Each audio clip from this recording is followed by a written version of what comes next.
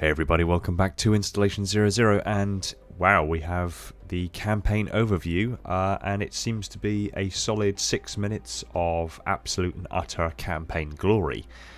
So I did a stream earlier where I actually kind of live reacted and quickly skimmed over the footage after the premiere had finished, but now I'm giving this a really deep kind of skim through to find any little bits of information that may be useful to inform us a little bit more about the state of the UNSC, where the campaign story is going to be taking us, some of the campaign functionality and gameplay, gunplay, and the different weapon sandboxes that are available to us, and just get an overall feel for the campaign as we draw closer and closer to the release date on December 8th. I will play the trailer through completely undisturbed at the very end of this video, but for now let's break this down frame by frame.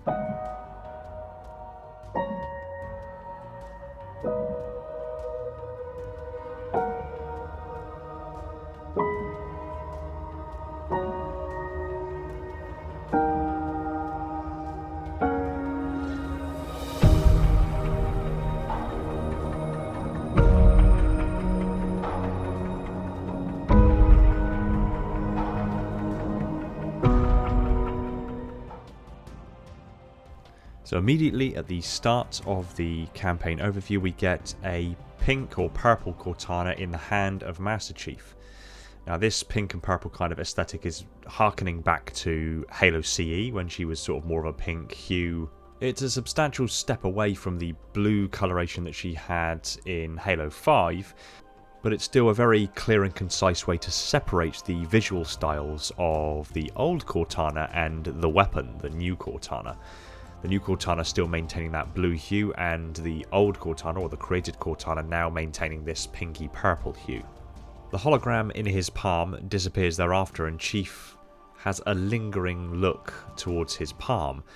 Now, one could say that this is effectively just a way to set up some of the history that's being narrated by Jen Taylor here, but it's not outside of the boundaries of possibility that John is actually either having somewhat of a vision caused by his memory, or actually he's tuning into the domain, so to speak. So he actually had a few events in Halo 5 where, I assume after the alterations that the librarian made to him in his gene song in Halo 4, he started to be able to access the domain on a subconscious level. It could be, since the created Cortana actually exists within the domain, that Chief is actually having something of a discourse with the domain at this moment.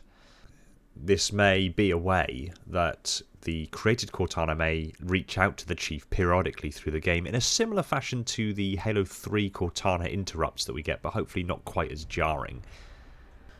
This is immediately chased by the trailers that we've seen in previous years, in particular the one focusing on BroHammer and recovering Chief from space, and we can already see that the graphical fidelity here has been massively upgraded. I'll put the two of them side by side on screen for you so you can actually see these particular scenes played side by side to show just how they've changed in their graphical fidelity and styling altogether.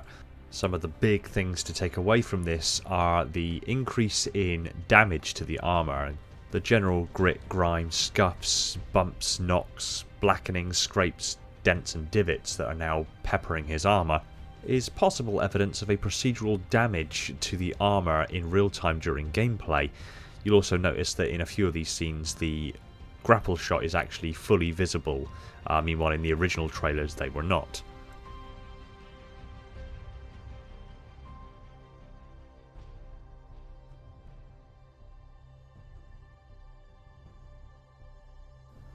The next thing to pay attention to is Chief's entrance into the battlefield. So he jumps from the back of the Pelican and the camera actually effectively kind of blends through into his helmet. So this allows for the third person perspective of the cutscenes to blend seamlessly with the first person perspective of gameplay. Now this continual narrative, so to speak, of gameplay blending directly into cutscene, blending back into gameplay is very reminiscent of other games. More prominently in my mind at the moment is God of War 4, where it was effectively a continual narrative that was unbroken. We then get a few environments, one being a Banished base and the other one being a Forerunner construct at differing times of day, confirming of course that they now have day and night cycles in Zeta Halo, so we can certainly look forward to some night missions, probably even out of preference. If this day-night cycle is effectively completely autonomous, then just moving around the ring will see day-night cycles happen, so in theory you could make the choice to perform most of your strikes on Banished bases at night time. In this scene, as has been pointed out by quite a few people, there are what appear to be the wings of a Guardian in the background near the wreckage of what looks to be roughly the blocky shape of a UNSC ship.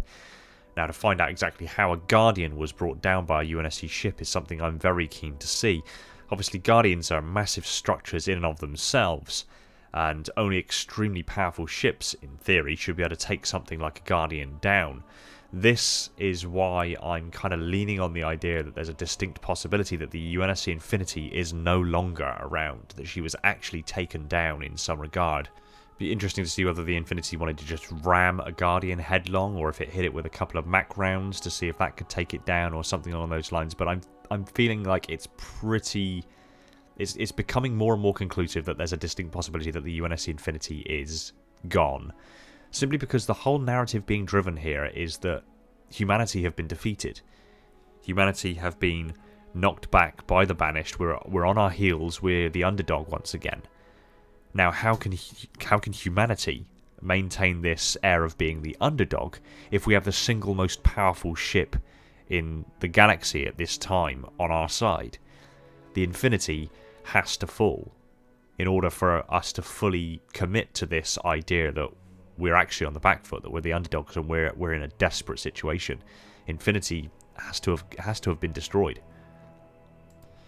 In line with what we saw of the teaser trailer that we received for Halo Infinite way back when, where we basically saw a load of wildlife moving across Zeta Halo, in that same kind of vein, they're still populating Zeta Halo with all this wildlife. Here we can just see a flock of birds of some description just lingering around some what looks to be UNSC wreckage. So the fact that this ring is actually alive, there's creatures in the forests, on the plains, in the rivers, in the skies, it makes the entire ring feel alive, as it rightly should be. I'm sure you'll agree with pretty much every Halo game we've had previously, there's been a distinct lack of life. We then get an interior look into a Forerunner facility that has been heavily adapted by the Banished. You can see how the Banished have effectively bolted a lot of their technology directly onto the Forerunner structures in order to, at least by my eye, to harvest energy from them to power their own devices. The aggressive red colour is differentiating from the blue hues of the Forerunner structures and is really making for quite an interesting aesthetic. As to what exactly the Banished need with all of this power is hard to figure out. I mean, they're harvesting what appears to be a huge amount of energy from the installation. For what ends? Why do they need so much power? What is it that they're actually powering? What is it that they need this energy for? Have they got a weapon in mind? Are they using some extremely deep space, slip space communication systems? Are they just trying to bolster their forces? It's anyone's guess at the moment, but it's still intriguing that they're harvesting as much energy as they are. In the next batch of gameplay, we get a look at the grapple shot that actually has something of a stun gun feature or a shock feature, effectively electrocuting a target once they've been hit with a grapple shot. This stems from the ability to upgrade your armour, your weapons and your equipment, and there's actually a quick look at that shortly that will address this in particular. And just a little point to note here, there's actually a grunt at the bottom right here in the same white armour that we saw from Halo Reach, so to see this kind of Reach aesthetic returning to the game is really quite refreshing to see. This is chased by footage of a Banshee being flown through what looks to be the area in which the gameplay demo happened, with the wreckage of the ship or ships still laying in the area, a sheer cliff to the right, and the elevator up to the small Banished facility at the top of the cliff there. So this clearly outlines that you can actually approach any combat zone in any way you wish. So although we saw in the gameplay demo the person using a Warthog to approach this area, in this particular version the person has chosen to go with the Banshee instead. One would assume you could probably also approach this on foot. I'm still convinced that the wreckage of this ship or ships is that of the frigates, so we're not looking at any wreckage of the Infinity here. We then get some lovely shots of the Chief driving a warthog at what looks to be maybe dawn, perhaps dusk. And then we get some beautiful shots of the Forerunner beacons with this simplified geometric aesthetic, which I'm really fond of. It's a very pleasant mix of the ultra clean, ultra angled aesthetic of the Forerunner structures from, say, Halo 4 and Halo 5, and the more simple, gritty, geometric shapes of the Forerunner aesthetic from the original trilogy. So it's a lovely way to merge those two styles together.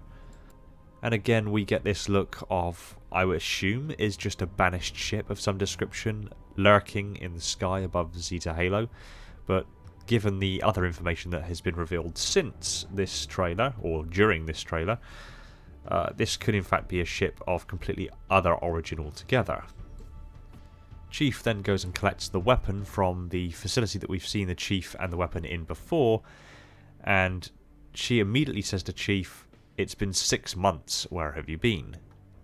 Now this lends some credit to something that I threw into the community a while ago, suggesting that BroHammer had actually been on his Pelican for nearing 6 months, judging by the amount of beard growth he'd had since the opening trailer when he woke up from being unconscious in his chair, to him having those final lingering moments with the hollow representation of his wife and his daughter. I said in the stream, and I'll say it here, that I have a feeling that perhaps the campaign will start in a similar way to the way Mass Effect 2 started, in that the entire thing will actually open up with Chief perhaps taking the weapon down to Zeta Halo in order to hide her in the system somewhere to wait for Cortana so that she could be captured, and then is immediately recalled to the Infinity because there is a conflict going on in orbit. He gets back to the Infinity and, well, quite frankly, the UNSC are completely and utterly defeated by the Banished, including the destruction of the Infinity, leaving BroHammer in his Pelican stranded in space with no ship or vessel to go to, and Chief spaced, floating in stasis mode through space until such time as they somewhat bump into each other. We'll then get another look at the trailer from where Chief is moving through the wreckage of a ship in space, likely immediately after his collection by BroHammer. And then in a continuation to Halo 5 Guardian's narrative, it is revealed to us that Chief is still looking and searching and trying to find out exactly what happened to the original Cortana, and we get an image of the created Cortana with her more domain created aesthetic, but in this purpley pink tone, walking around a hologram of some sort of facility. We have the weapon questioning exactly what Cortana did wrong, not because she believed that what Cortana done was right, but that she actually has no idea about what Cortana did. And in truth, the weapon seems playfully naive. We see Chief call in a wasp at one of the UNSC ground bases, and it's BroHammer who delivers them, so this proves in some degree that if you ask for any new weapons or new vehicles, it's BroHammer who will drop them off. So that gives a very clear mirror to BroHammer back in Halo CE, in that she would bring in warthogs when you needed them and reinforcements when Cortana called for them, but of course this time round it's you who's making the choices. A slightly undignified landing of the Wasp, but nevertheless we then get this beautiful shot of the Wasp actually traversing this valley, which is just breathtaking. This is chased by Chief doing what he does best and exiting the Wasp while it's still in the air and falling into battle and blasting everyone with a rocket launcher before he even hits the ground.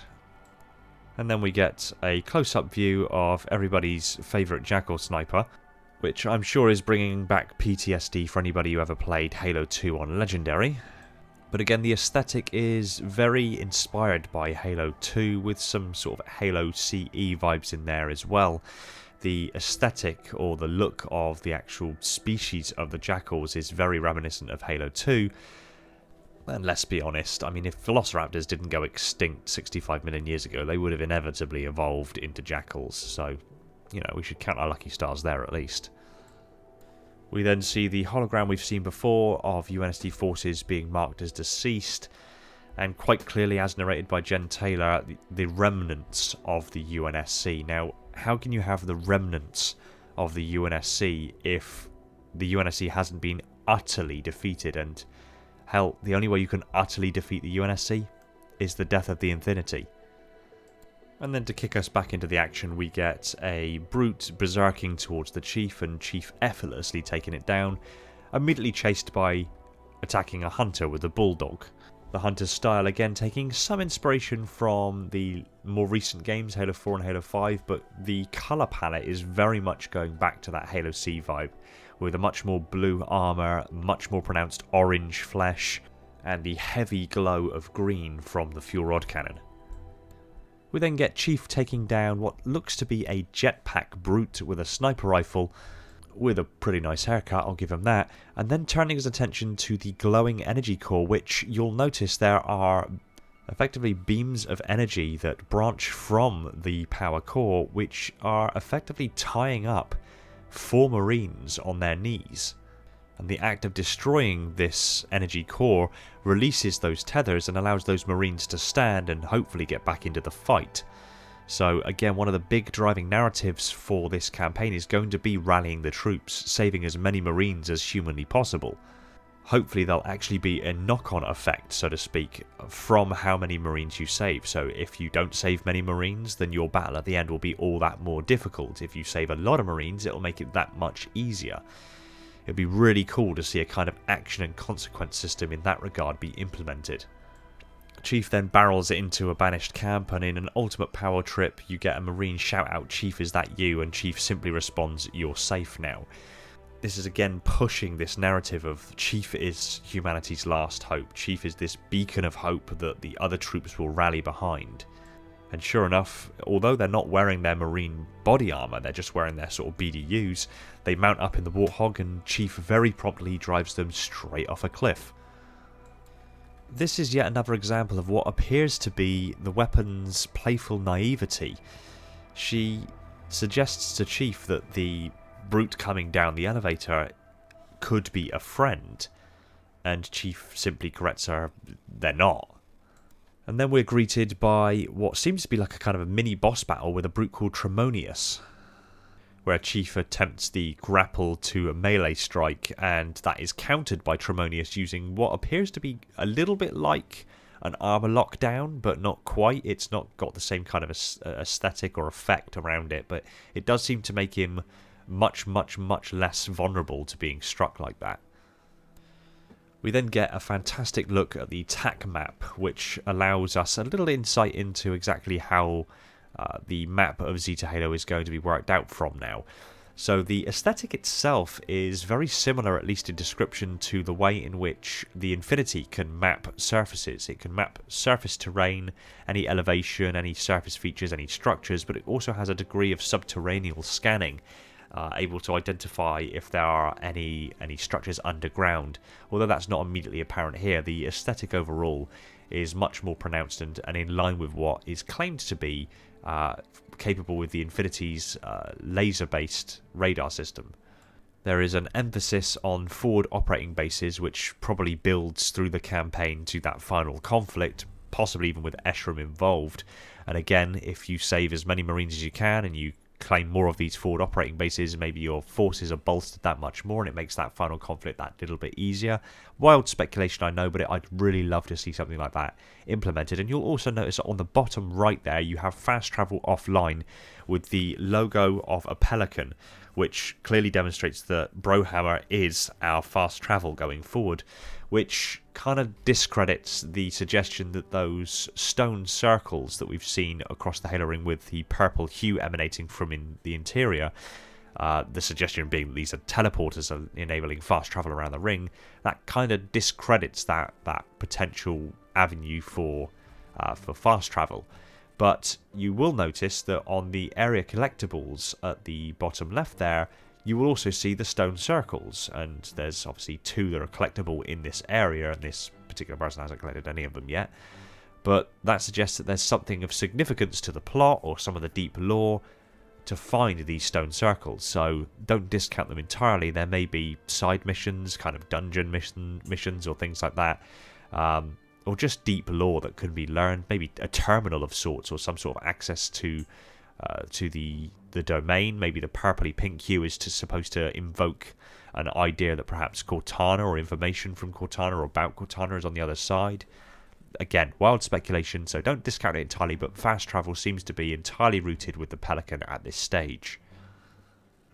We then get Chief coming across a ransom keep which gives some rewards to take it down. So there's obviously a small objective here to take the base down, to take the base offline, and in return you gain some sort of quote-unquote ransom that helps you perhaps allow you to upgrade your weapons, armour and equipment, and general advancement through the game and upgrade trees. Again, this is suggesting that the more you upgrade, the easier, say, a conflict will be further down the line. This is again driving home this potential narrative that save the Marines, upgrade as best you can, capture these forward operating bases, take down banished forces as you go, and that puts you in a more strong position to be able to take on that final conflict than if you were to ignore some of the forward operating bases, not save as many Marines, not upgrade quite as much, and then you go in very much on the back foot, and it makes that final battle all that more complex. And then we see a gold brute wielding a spanker under his arm, effectively, jumping into battle, shouting what I think he says, together, which, you know, harkens back to together. Together. Together. Together. Together. Together. Together. Together. Together. Together. Together. Together. Together. Together. Together. Together.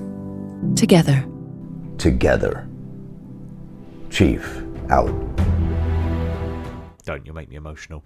Anyway, after a brief engagement we then get a look at the upgrade tree.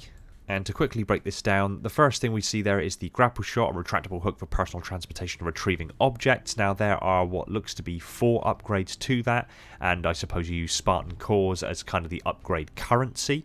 These I assume can be scored as kind of almost loot from taking down ransom bases and general progression through the campaign.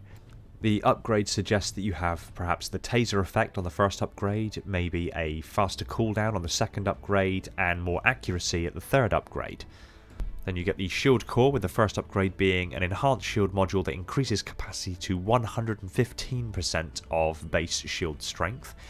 The next one being a form of overshield power-up, the next one being an increase perhaps in the power as it looks to be a fusion core next to it there.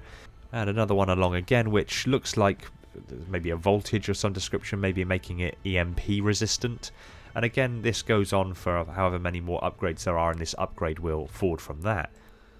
The next being the threat sensor, which is a scout projectile that tracks enemies through walls and terrain. Now we've seen this in multiplayer, but again the upgrades here, there looks to be one upgrade in the general range of the sensor, another one that perhaps has the ability to track more targets, and another upgrade ahead of that again being perhaps a faster cooldown for it, with again more upgrades obscured in the darkness there. The drop wall upgrade, which looks to be there's an upgrade for decreased cooldown time, increased shield strength, and perhaps even making it wider, and again another one obscured in the darkness, looking like it's a similar kind of voltage looking icon next to the shield, suggesting perhaps more EMP resistance. And then finally we get the thruster, where we actually get a quick branch through the upgrade tree to be able to see what it says. So the first one says a module that activates short bursts of directional movement to evade attacks. The next being the afterburner, which adds a second charge to your thruster. The next one being thermal control, which reduces the thruster's cooldown by approximately 20%. And then the impulse, which adds significant power to the thruster, allowing further and faster travel. But the upgrade that's being applied here is the escape velocity upgrade, which gives you 4 seconds of active camouflage upon its activation. And as the BIOS physically performs the upgrade, we are then greeted by the rather satisfying instant of activating the thruster, going into camo, eluding the brute just long enough, and then striking him from behind with a gravity hammer. Who doesn't love that? We get very clear and clever use of the grapple shot to move around the map, allowing for huge options in regards to how you attack different strongholds, forward operating bases, and ransom keeps.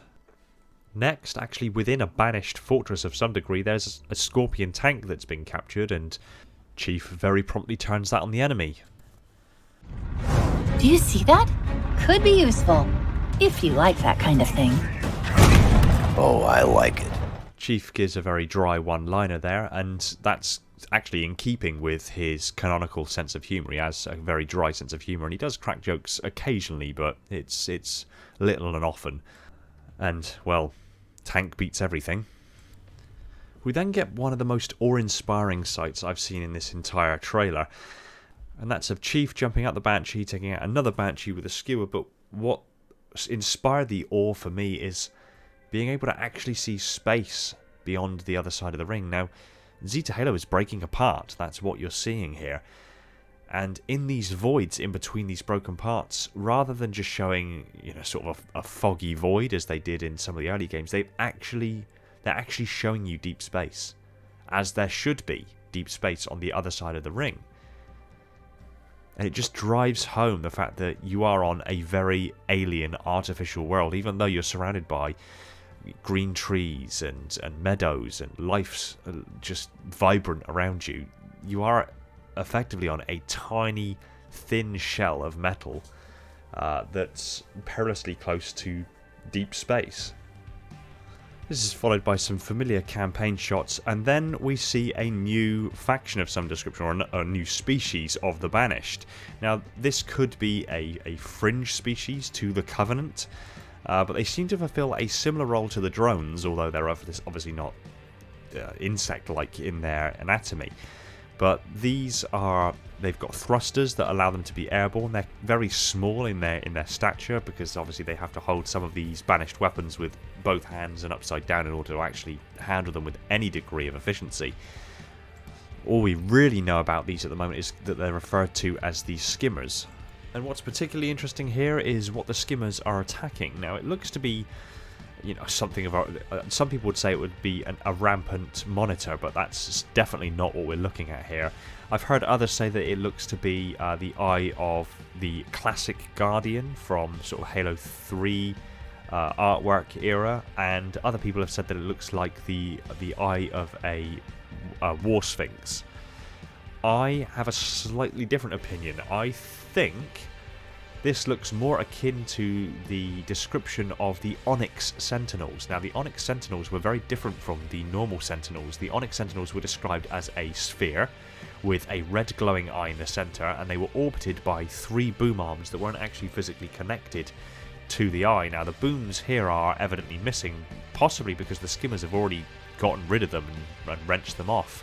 But it looks aesthetically very similar to that description. And I was thinking about it, and I realised that perhaps the Onyx Sentinel isn't the right terminology for them. The Sentinels on Onyx are very old. They've been there for as long as the shield world's been there. And it's at least suggested that the shield worlds predate the Neoteric array.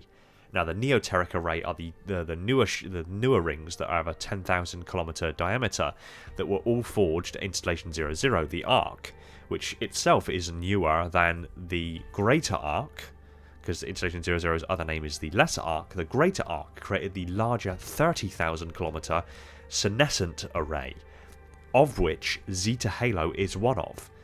Zeta Halo is in fact the only senescent halo left.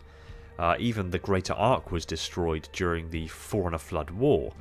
So there's a good possibility here that although Zeta Halo has been scaled down to the 10,000 kilometers, it's older than the newer Neoteric array, and probably about the same age as the Shield Worlds, probably Onyx included. So I'm wondering if the Onyx Sentinel, the name Onyx Sentinel, isn't actually accurate. I'm wondering if this is just an older variant of the Sentinels. The Sentinels that we've seen most commonly in the games are on installations that are newer in age, relatively speaking. They're on the Neoteric array, they were on the Lesser Ark, they were on Requiem, they were on Genesis.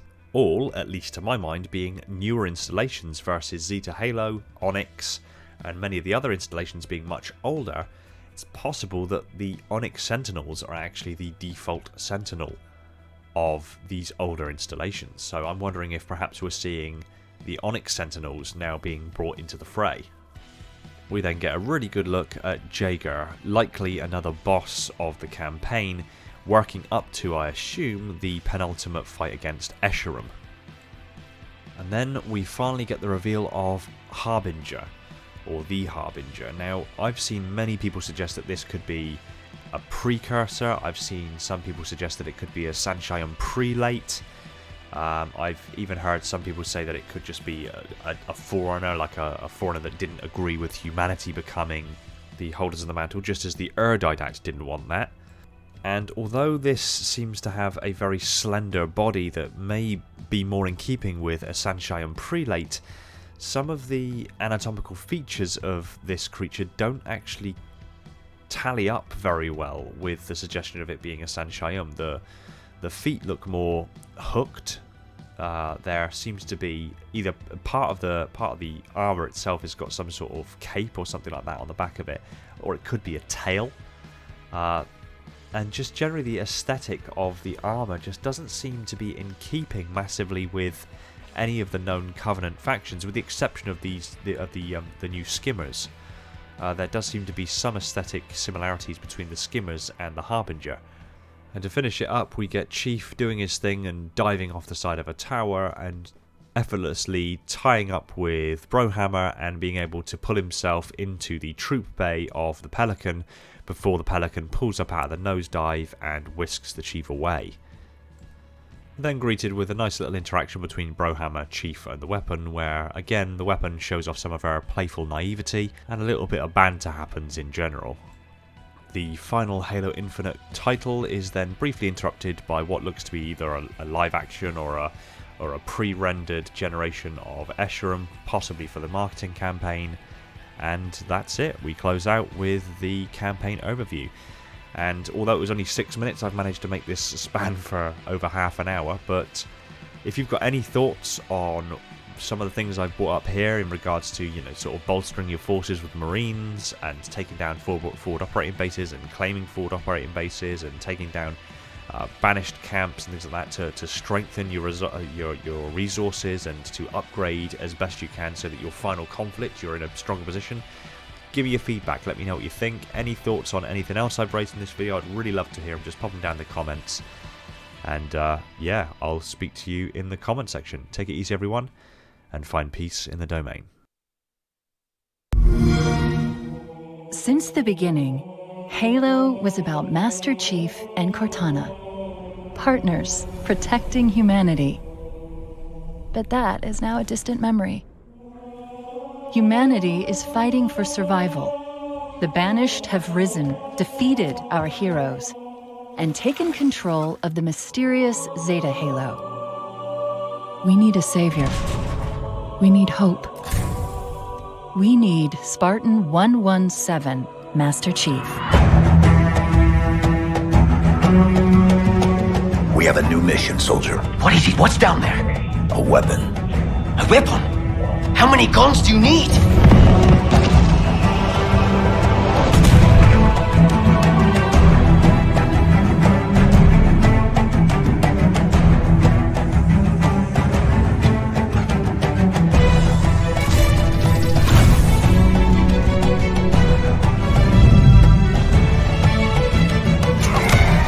In the biggest campaign to date, Halo Infinite invites players to become Master Chief and discover true Spartan freedom in the most wide-open and adventure-filled Halo experience yet. But Chief won't be alone on the journey. His first mission is to retrieve a new AI, codenamed the Weapon. It's been 6 months. Where have you been? Following the events of Halo 5, Master Chief is searching for the answer to a troubling question. What happened to Cortana? I was created to lock down Cortana, but I don't know why. What did she do that was so wrong?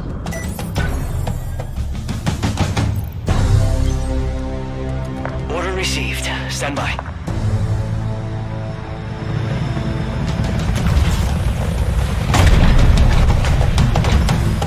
The answer is somewhere on Zeta Halo.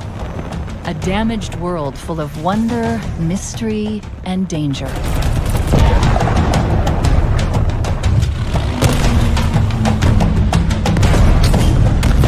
And at every turn, the Banished are hunting Master Chief and the remnants of the UNSC. Victory is already ours. We will meet on the battlefield. The Banished army is spread across the surface, building fearsome strongholds and outposts with no one to stop them. Until now.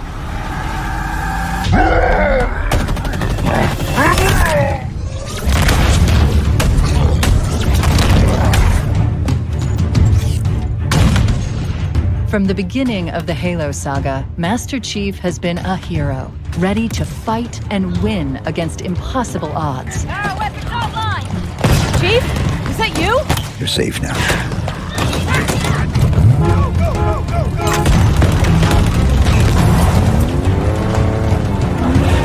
Incoming. But what if it's a friend? It isn't.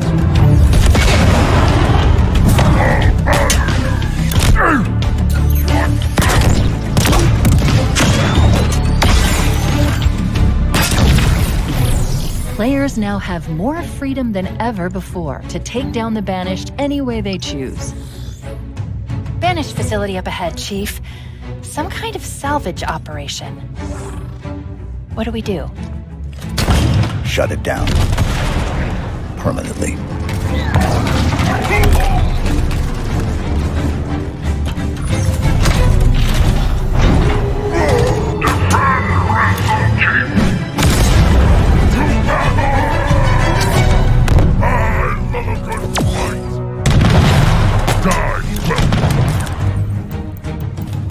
What do we have here?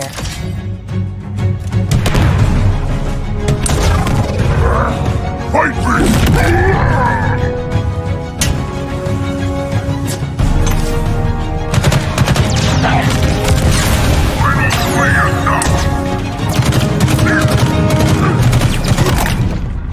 Do you see that? Could be useful, if you like that kind of thing. Oh, I like it.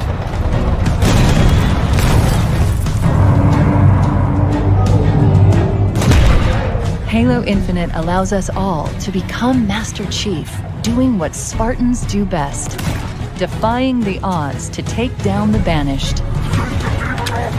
Piece by piece. This won't be an easy fight. Master Chief will take on returning favorites and surprising new threats, like the agile Skimmers, a sadistic Spartan killer named Jaga Erdamni. Goodbye. Look out, Chief. He looks Angry. And something even more threatening. The Forerunner's lies are at an end. I am the harbinger of the truth. You are not the future. Exploring this vast and fractured world will put Spartan 117 to the ultimate test. But where there is courage, there is hope. Welcome to the new era of Halo.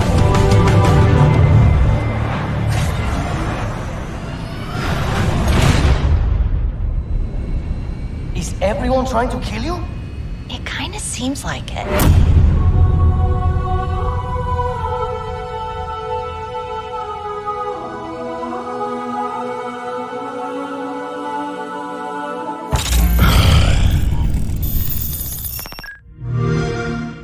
Play it day one with Game Pass.